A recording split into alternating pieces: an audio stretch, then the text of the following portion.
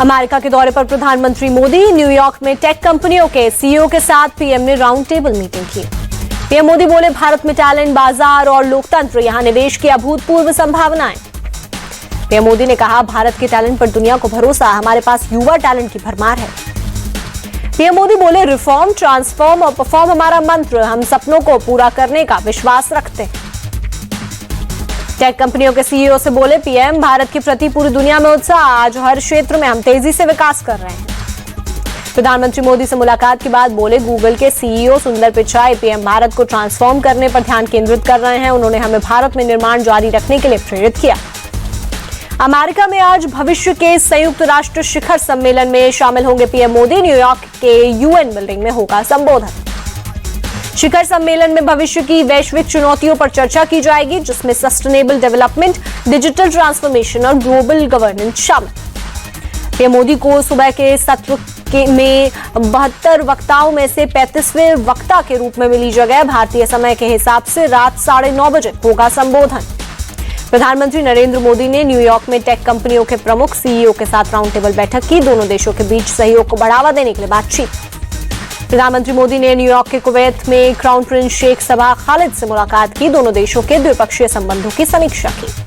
PM Modi ने नेपाल के PM KP Sharma के साथ भी द्विपक्षीय बैठक की। कई अहम मुद्दों पर बातचीत हुई। न्यूयॉर्क में फिलिस्तीन के राष्ट्रपति महमूद अब्बास के साथ भी पीएम मोदी ने द्विपक्षीय वार्ता की। इजराइल फिलिस्तीन युद्ध समेत कई अहम विषयों पर हुई चर्चा। न्यूयॉर्क में पीएम मोदी ने होलटेक इंटरनेशनल के सीईओ कृष्ण पी सिंह के साथ द्विपक्षीय बैठक की। कई मुद्दों पर चर्चा हुई। न्यूयॉर्क के नासाउ कोलिजियम में पीएम मोदी का मेगा शो, प्रवासी भारतीयों को किया संबोधित। का एआई यानी अमेरिका और भारत के नए सुपर पावर। भारत 10वें से 5वें नंबर की इकोनॉमी वाला देश बना। पीएम मोदी ने कहा, भारत को तीसरी बड़ी अर्थव्यवस्था वाला देश बनाने का है लक्ष्य। प्रधानमंत्री मोदी ने कहा, भारत में 5G बाजार अमेरिका से बड़ा। भारत रुकने वाला नहीं है, भारत अब थमने वाला नहीं है। मोदी ने कहा, वो दिन दूर नहीं जब made in India chip America में भी देखेंगे। छोटी सी चिप विकसित भारत की उड़ान को नई ऊंचाई पर ले जाएगी, ये मोदी की गारंटी। तिरुपति प्रसाद विवाद के बाद मंदिर के शुद्धिकरण के लिए महाशांति होमम किया गया। तिरुमाला तिरुपति देवस्थानम के अधिकारी और पुजारी शामिल। आंध्र प्रदेश के सीएम चंद्रबाबू नायडू ने मिलावटी घी मामले की जांच एसआईटी को सौंपी। आईजी रैंक के अधिकारी को बनाया गया है इंचार्ज। तिरुपति मंदिर में आज वीएचपी के केंद्रीय मार्गदर्शक मंडल की आज दिन भर बैठक में प्रसाद में मिलावट और उससे उत्पन्न स्थिति पर विचार।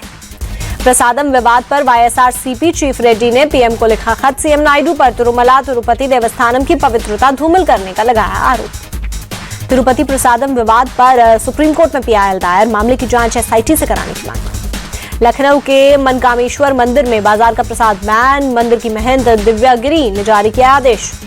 तिरुपति मंदिर लड्डू विवाद के बाद मनकामेश्वर मंदिर में लिया गया फैसला। महंत दिव्यागिरी ने जारी किया आदेश। मुख्य चुनाव आयुक्त राजीव कुमार रांची पहुंचे। झारखंड में आगामी विधानसभा चुनाव की तैयारियों की करेंगे समीक्षा।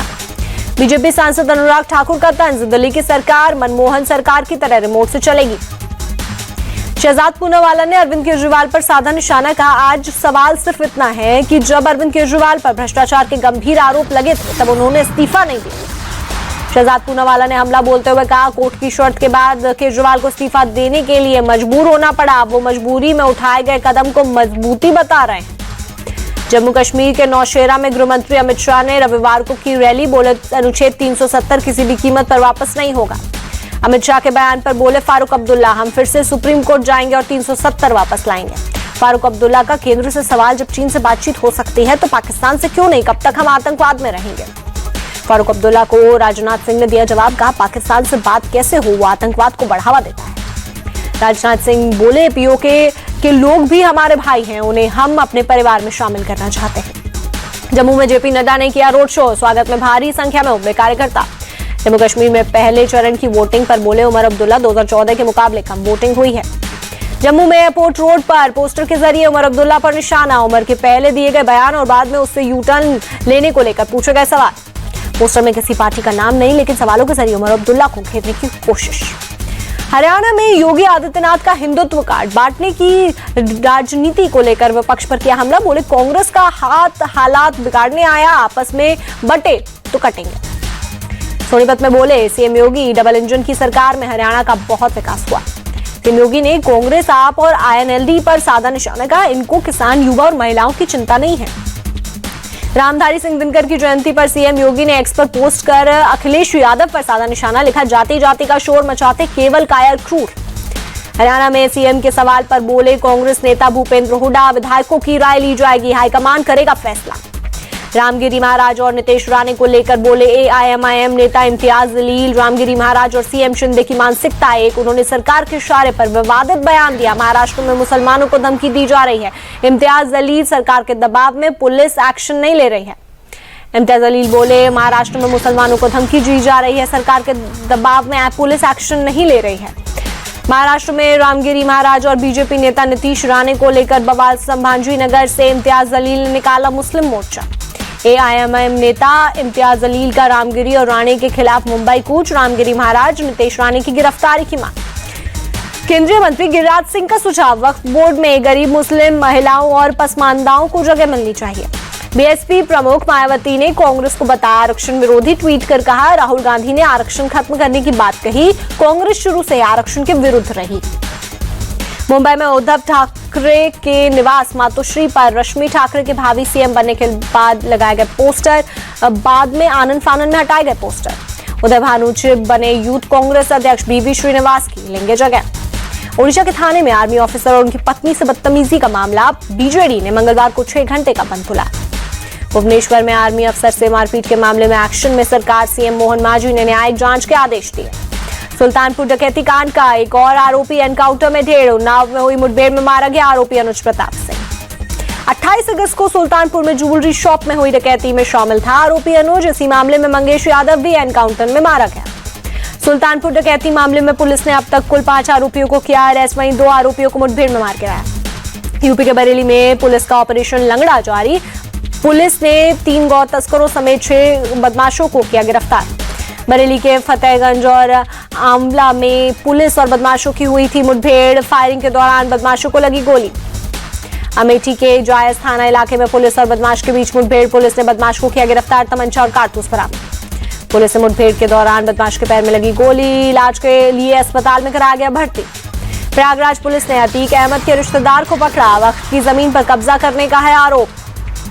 पंजाब के बठिंडा में मालगाड़ी डिरेल होने से बची, ट्रैक पर रखा था लोहे का सरिया। जबलपुर में मुंबई जा रही गरीब रथ ट्रेन से निकला सांप, सोशल मीडिया पर वायरल।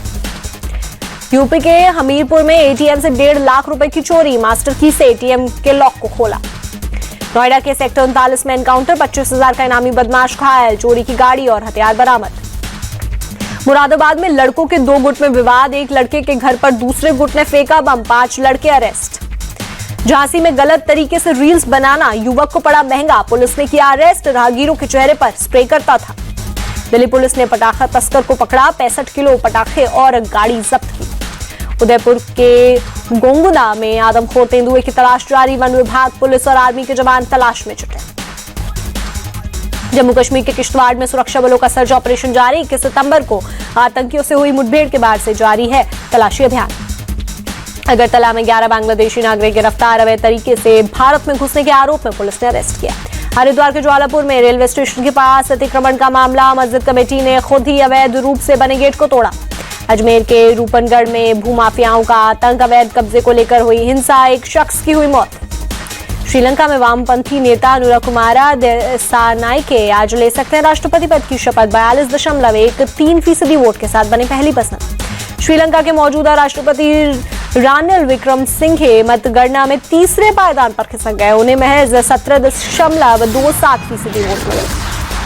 पीएम मोदी ने श्रीलंका के नए राष्ट्रपति अनुरा दिसानायके को दी बधाई, एक्स पर लिखा, मैं साथ मिलकर काम करने को उत्सुक, भारत की नेबरहुड फर्स्ट नीति और विजन सागर में श्रीलंका का विशेष स्थान। भारत और बांग्लादेश टेस्ट मैच में जीत के बाद कप्तान रोहित शर्मा ने की ऋषभ पंत की तारीफ, कहा वे काफी कठिन समय से गुजरे, विकेटकीपर के तौर पर उनकी भूमिका अहम। पंत से साथ आर अश्विन की तारीफ में भी कप्तान रोहित ने पढ़े कसीदे, बोले आप कभी भी अश्विन को गेम से बाहर नहीं कर सकते। भारत और बांग्लादेश के बीच खेले जाने वाली सीरीज के दूसरे टेस्ट के लिए टीम इंडिया का ऐलान, बीसीसीआई ने स्क्वाड में नहीं किया कोई बदलाव। बांग्लादेश के खिलाफ 27 सितंबर से कानपुर में खेला जाएगा दूसरा टेस्ट मैच। क्लीन स्वीप के इरादे से उतरेगी टीम इंडिया। कर्नाटक के हुबली में भारी बारिश, कई जगहों पर हुआ चमचमाट। फिल्म लीजेंड्स ऑफ मौला का राज ठाकरे ने किया विरोध, कहा पाकिस्तानी फिल्म को भारत में रिलीज करने की इजाजत क्यों है। जयपुर में रिया सिंघा को मिस यूनिवर्स इंडिया 2024 के ताज से नवाजा गया। कार्यक्रम में कई हस्तियों ने की शिरकत। मिस यूनिवर्स इंडिया 2024 का खिताब जीतने के बाद रिया सिंघा ने कहा, मैं यहां तक पहुंचने के लिए बहुत मेहनत की है। जयपुर में मिस यूनिवर्स इंडिया 2024 कार्यक्रम में उर्वशी रौतेला ने कहा, मुझे उम्मीद है कि इस साल भारत के पास मिस यूनिवर्स का खिताब वापस आएगा।